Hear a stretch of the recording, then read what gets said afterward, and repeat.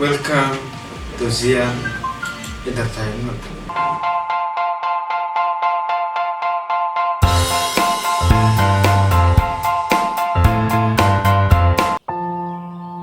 Awal September 1945, situasi di Jawa Timur cukup bergelora.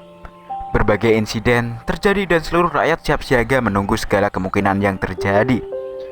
Pasukan sekutu mulai merambah Jawa Timur, terutama melalui Tanjung Perak untuk menyerbu Surabaya.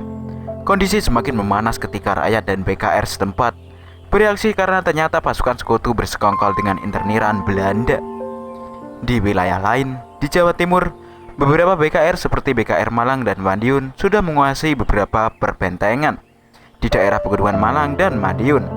Residen yang ada terdiri dari pensiunan perwira tinggi Jepang, kecuali Bojonegoro dengan Residen Suryo dan Karesidenan Malang dengan Residen Mr. Singgih. Namun, beberapa hari setelah kemerdekaan Mr. Singgih hilang secara misterius. Situasi pengambil-alihan pemerintahan daerah menjadi terganggu karena yang menggantikan beliau adalah wakil orang Jepang.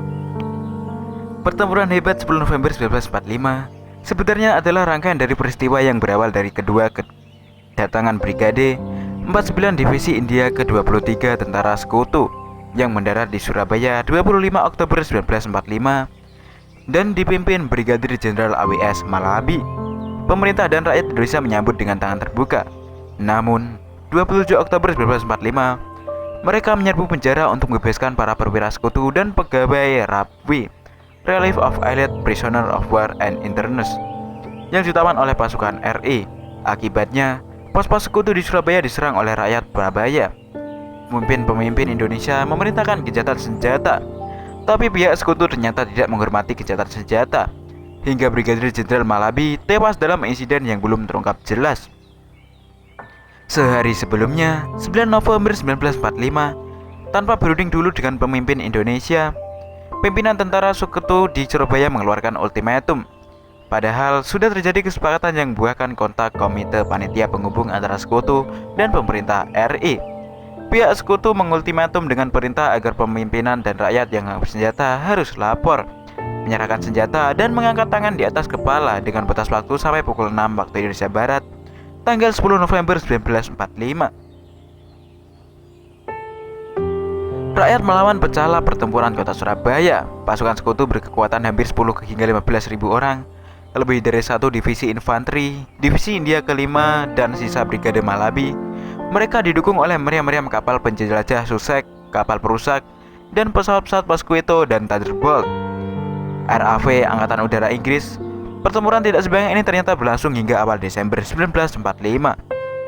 Dalam pertempuran dahsyat ini, terlibat pula bantuan pasukan dari semua penjuru tanah air, khususnya pasukan-pasukan dari Jawa Timur.